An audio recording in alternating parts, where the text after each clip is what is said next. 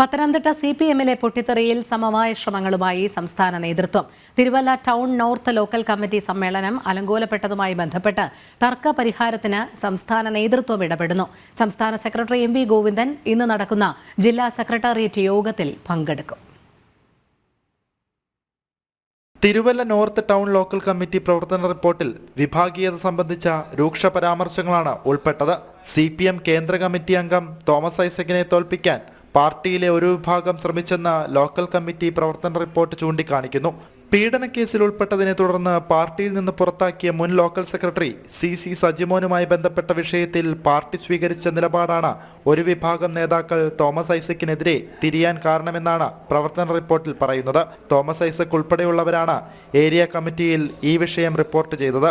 ഇതോടെ CC സജിമോനെ പിന്തുണയ്ക്കുന്ന പക്ഷം തോമസ് ഐസക്കിനെ തോൽപ്പിക്കാൻ ശ്രമിച്ചുവെന്ന് പ്രവർത്തന റിപ്പോർട്ടിൽ ചൂണ്ടിക്കാണിക്കുന്നു. ലോക്കൽ സമ്മേളനം ചേർന്നപ്പോൾ ഈ റിപ്പോർട്ട് വിതരണം ചെയ്യുകയും വിമർശനം ചർച്ച ചെയ്യാതിരിക്കാൻ സമ്മേളനത്തിനിടെ റിപ്പോർട്ട് തിരിച്ചും വാങ്ങി. 52 പേജുള്ള റിപ്പോർട്ടിൽ 9 പേജ് വായിച്ചപ്പോൾ ജില്ലാ സെക്രട്ടറി KP ഉദയഭാനു ഇടപെട്ട് റിപ്പോർട്ട് അവതരണം നിർത്തിവെക്കുകയായിരുന്നു. നോർത്ത് ലോക്കൽ കമ്മിറ്റിയിൽ പാർട്ടി 2 വിഭാഗങ്ങളായാണ് നിൽക്കുന്നതെന്നും പരാമർശിച്ചിട്ടുണ്ട്.